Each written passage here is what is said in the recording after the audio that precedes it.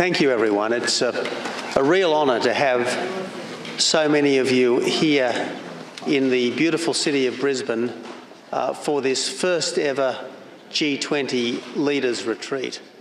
I'm very conscious of the fact that the people around this room are some of the most influential and powerful people in this world, indeed the most powerful and influential people in this world. The people around this room today are responsible for 85% of the world's gross domestic product, 75% of the world's trade, 65% of the world's population. Nowhere on earth will there be a more influential gathering than this. And yet, as we all know, our power and our authority is circumscribed. We are meeting in the Legislative Council chamber of the Queensland State Parliament, and back in the 1920s, the Queensland Government abolished the Legislative Council because it was too much of a restriction on the power of the then Premier, who was in the Legislative Assembly. So this room symbolises the limitations on our power. Now, we have heavy responsibilities, all of us.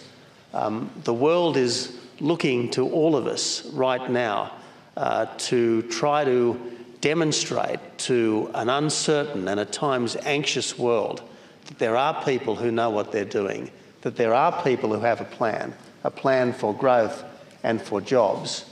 And that's our challenge, to leave this G20 meeting in 48 hours' time, having instilled more confidence in the people of the world that there is a better and brighter future for all of us.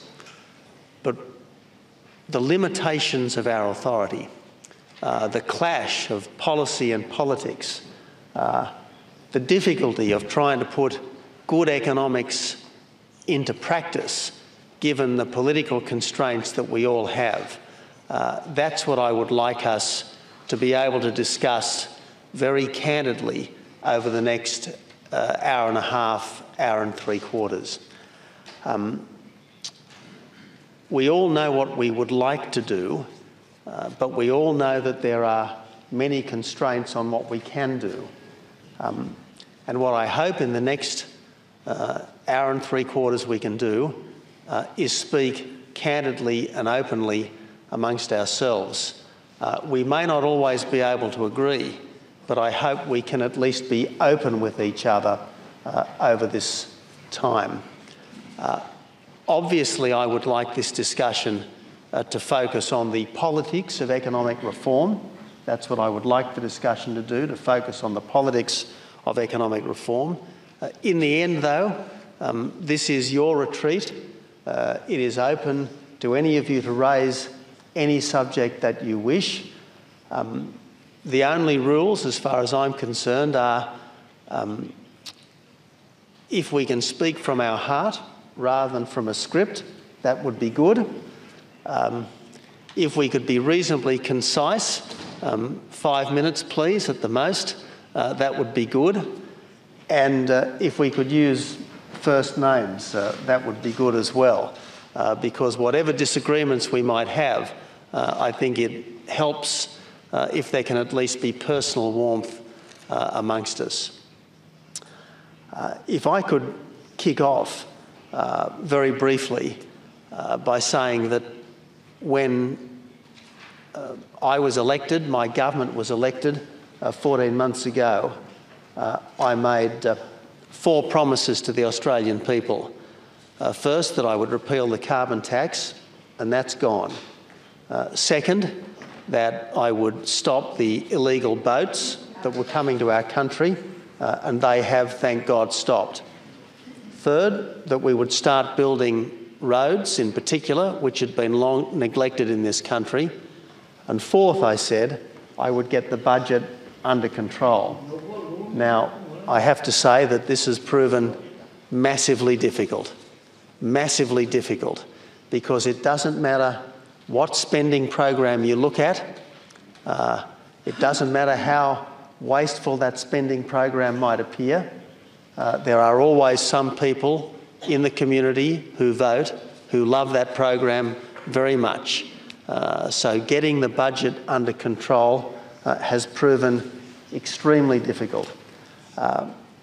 If I could speak candidly with you, what I have tried to do is not only get the budget back under control, but also try to bring about important economic reforms, important liberalisations at the same time.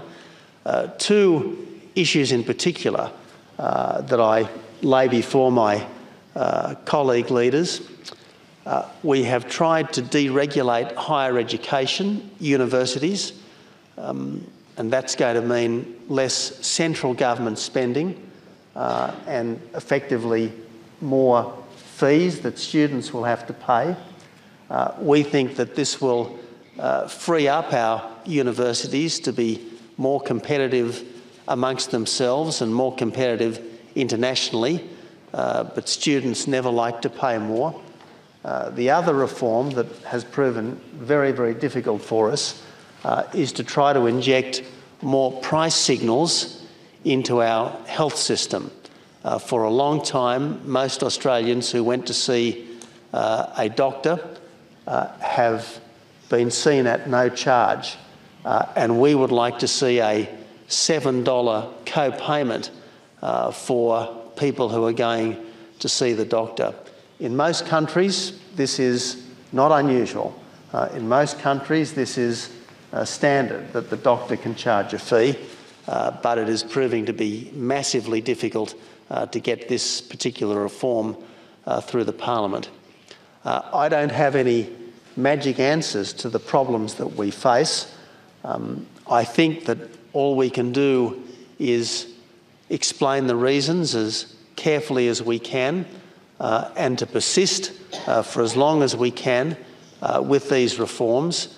But the more gatherings like this can affirm the importance of good policy, the more gatherings like this can affirm the importance of governments not over-promising things that are unaffordable and undeliverable, then I think the easier it is for all of us to deliver good policy to the people of our country. So that, I hope, is what we can do over the next hour and 3/4 or so. Have a very candid and very honest discussion about where we think our countries can and should go, both individually and collectively over the next few years.